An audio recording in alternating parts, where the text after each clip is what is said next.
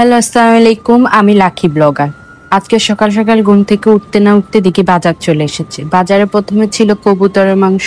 তো প্রথমে আমি কবুতরের মাংসগুলোকে পরিষ্কার করে নিচ্ছি, কেটে ধুয়ে।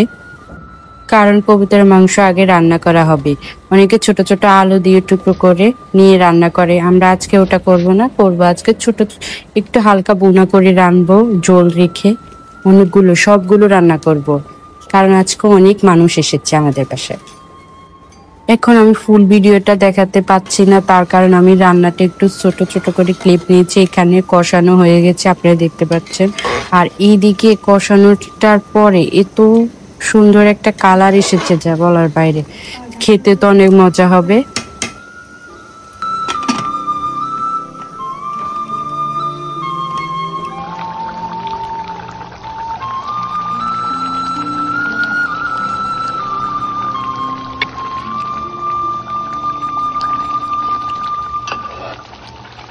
এখন আমার কবুতরের মাংস রান্না হয়ে গেছে, আমি সুন্দরভাবে পরিবেশন করে নিচ্ছি।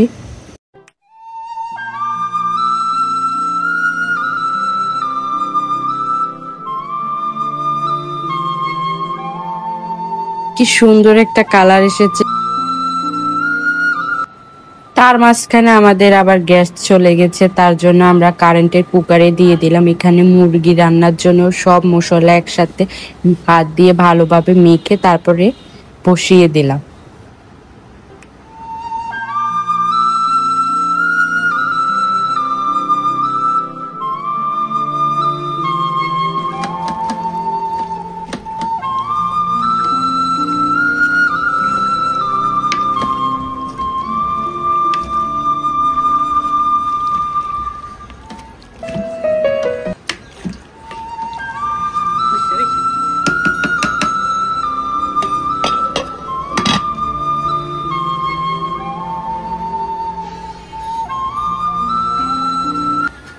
মাংসটা অলরেডি অনেকটা কষিয়ে গেছে, ঝোলটা অনেকটা শুকিয়ে গেছে। এখন আরেকটু পানি দিয়ে তারপর আরেকটু 10-15 মিনিট রেখে দেব, তারপর আমার হয়ে যাবে মুরগি রান্না।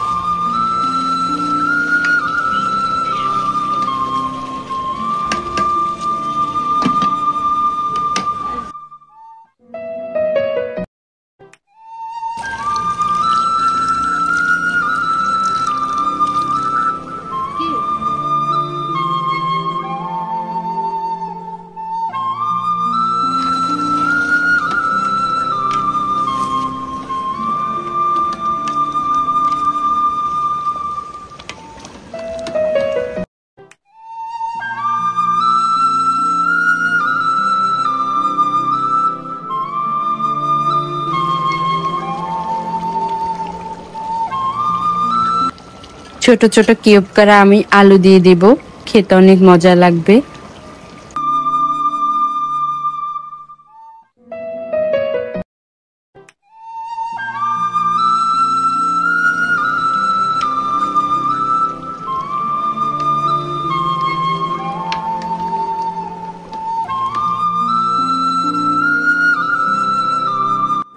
এদিকে মুরগি রান্না হয়ে গেছে, এখন পোলাও চাল ধুয়ে নিচ্ছে, কারণ এই পোলাও চাল একটু রান্না হবে আর সবাই নামাজে চলে যাবে এক এক করে, তারপর খাওয়া দাওয়া শুরু হবে, তারপর পোলাও রান্না করা হবে এখন।